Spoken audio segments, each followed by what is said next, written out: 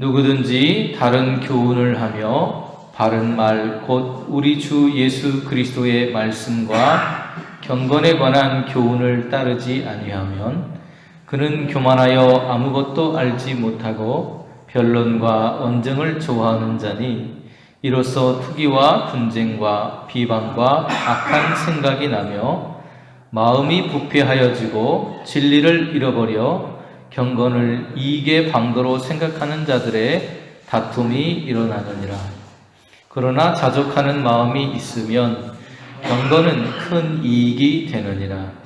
우리가 세상에 아무것도 가지고 온 것이 없으매 또한 아무것도 가지고 가지 못하리니 우리가 먹을 것과 입을 것이 있은즉 족한 줄로 알 것이니라. 부하려 하는 자들은 시험과 올무와 여러 가지 어리석고 해로운 욕심에 떨어지나니 곧 사람으로 파멸과 멸망에 빠지게 하는 것이라. 돈을 사랑함이 일만하게 뿌리가 되나니 이것을 탐내는 자들은 미혹을 받아 믿음에서 떠나 많은 근심으로써 자기를 찔렀도다.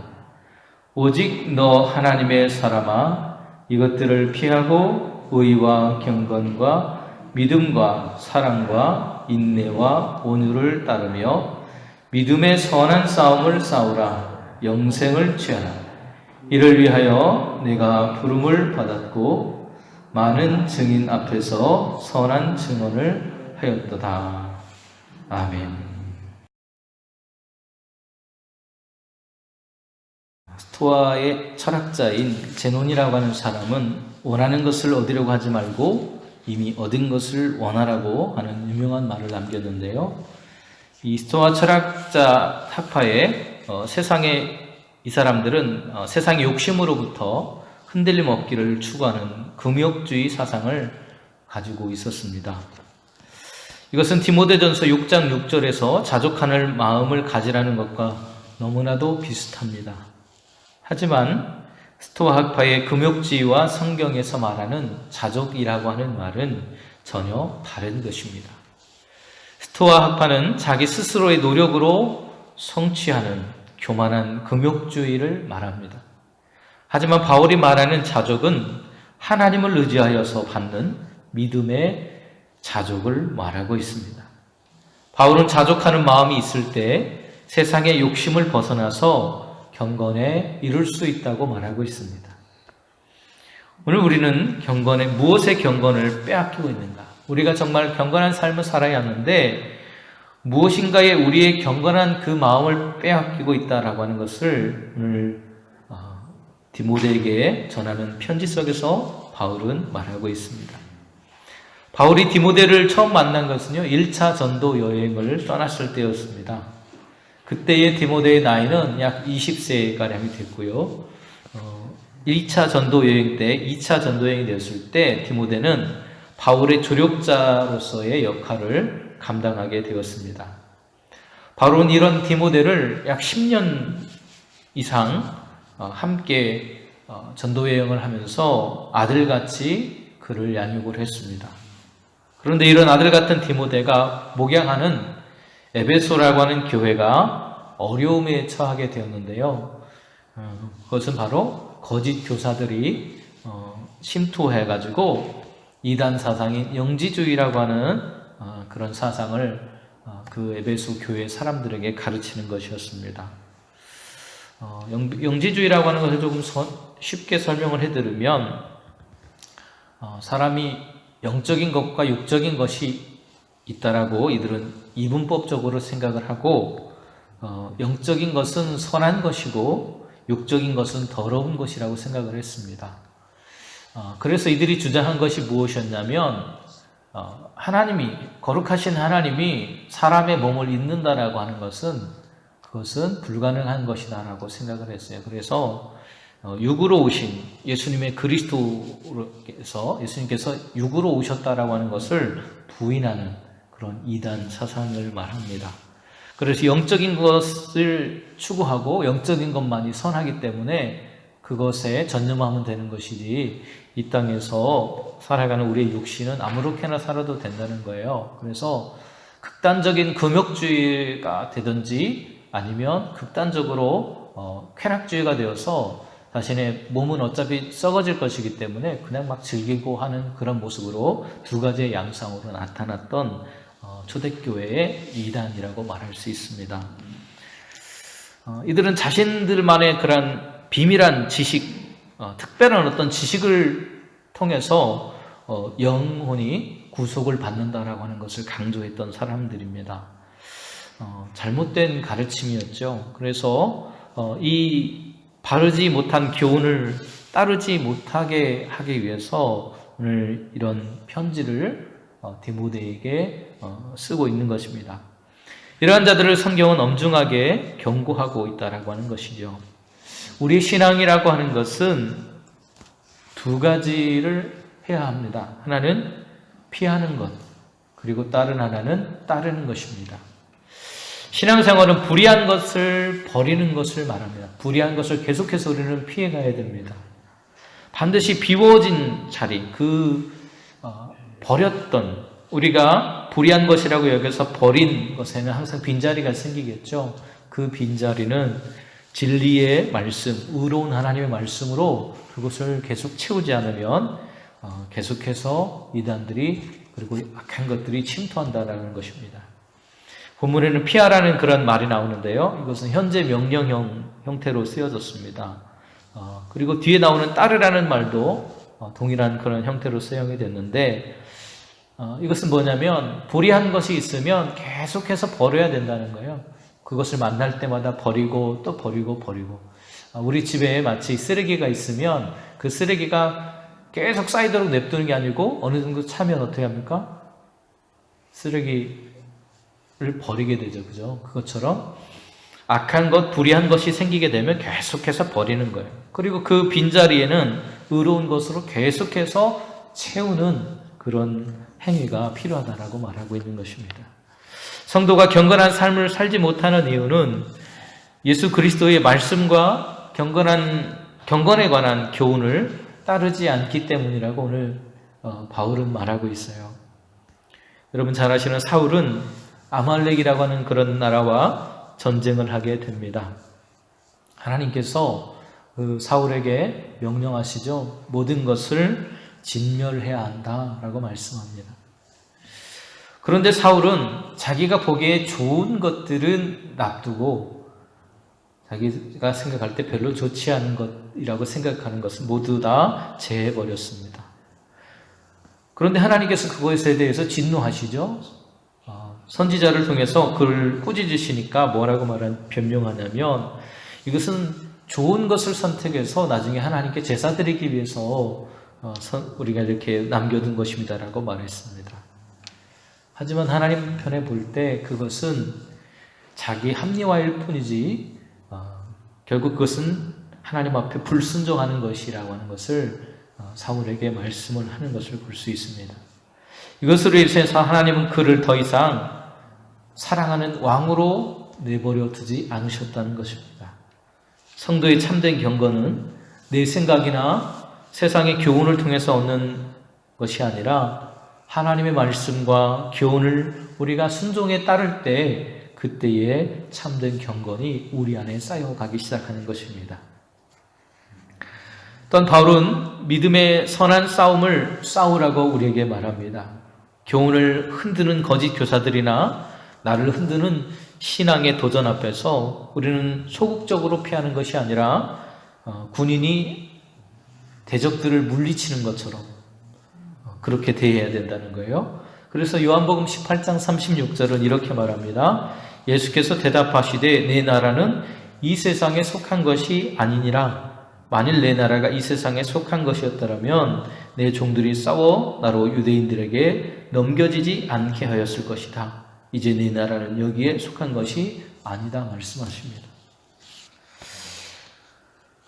오늘 소극적인 것이 아니라 적극적으로 그것에 대해서 대처해야 된다는 것입니다.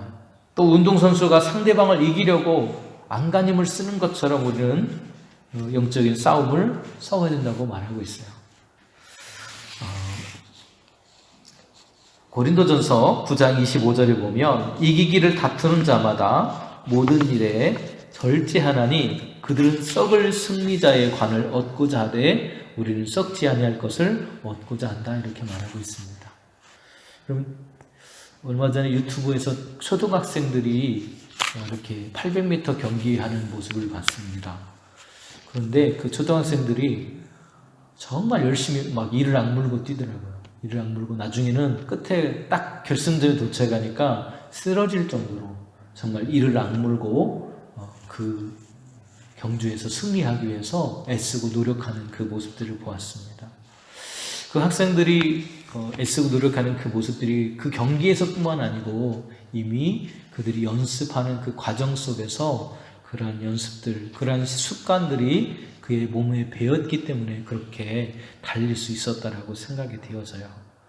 이처럼 오늘 우리의 신앙이라고 하는 것도 최선을 다해서 영적인 싸움을 적극적으로 싸워야 된다고 바울은 디모데에게, 그리고 그 디모데가 속해 있는 교회에게 이야기해 주고 있는 것입니다.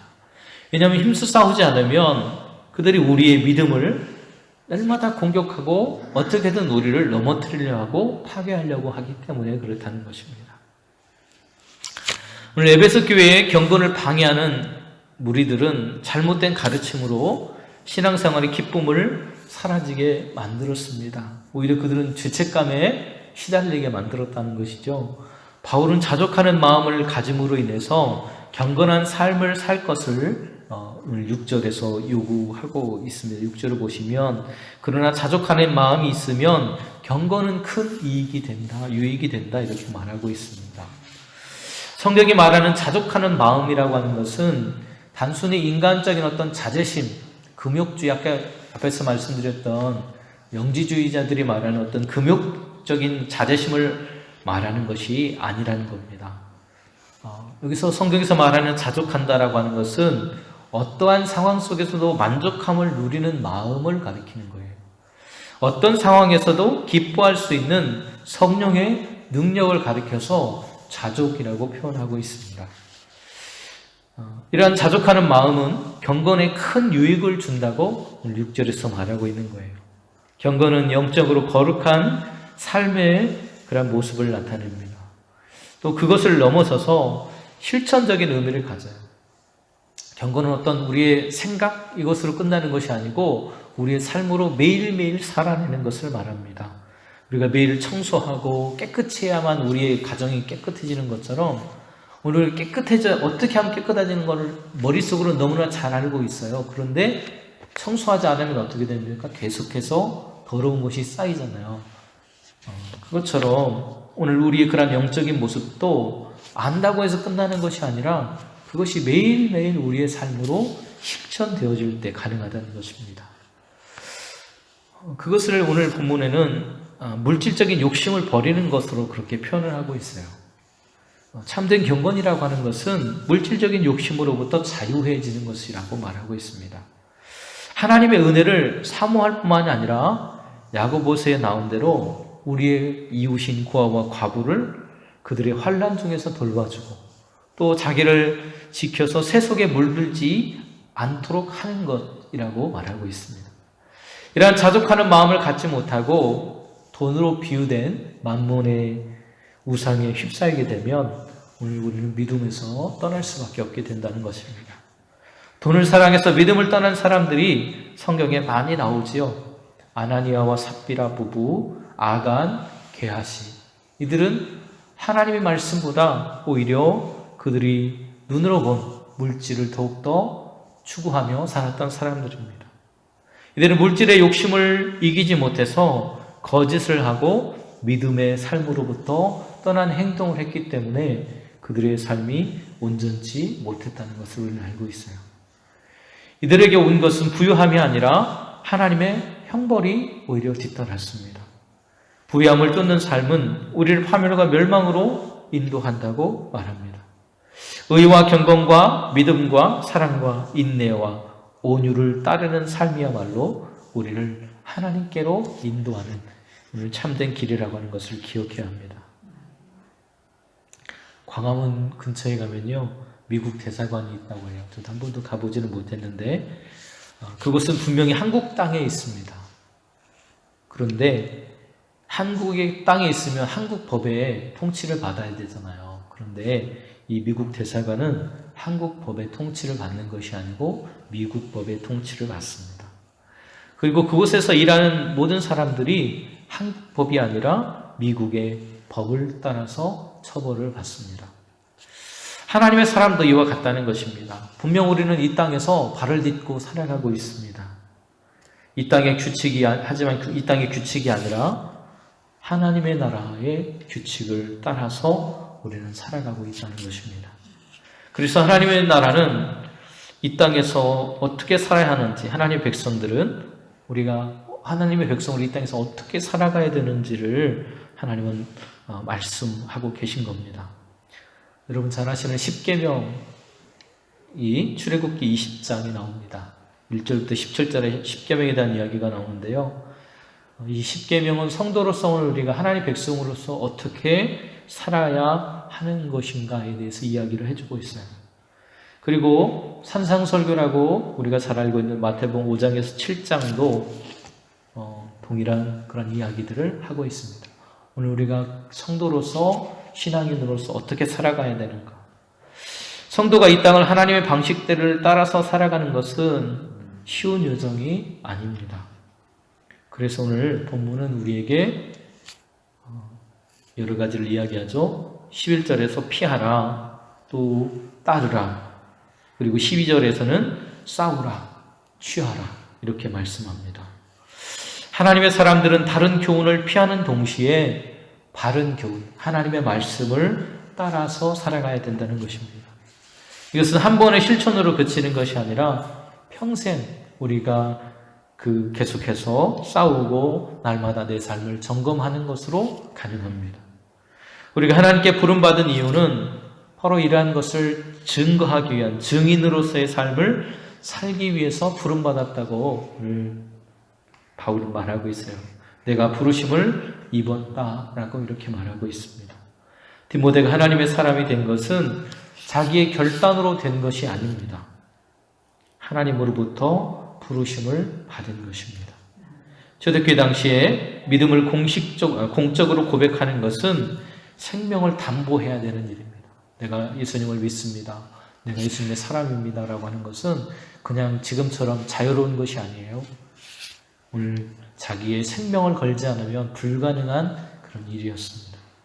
디모데가 이런 위험 가운데서도 그런 믿음을 여러 사람들 앞에서 내가 그리스도인입니다라고 고백할 수 있었던 것은 자기가 하나님께 부름받은 사람이라고 하는 것을 잊지 않고 날마다 믿음의 싸움을 싸운 사람이었기 때문에 가능한 줄을 믿습니다. 저와 여러분도 그런 믿음의 선한 싸움의 승리자가 되시기를 간절히 바랍니다. 기도하시겠습니다. 하나님, 저희들은 매일같이 믿음의 여정 속에 살아가고 있습니다. 그 믿음의 여정이 결코 쉬운 것은 아닌 것 같습니다.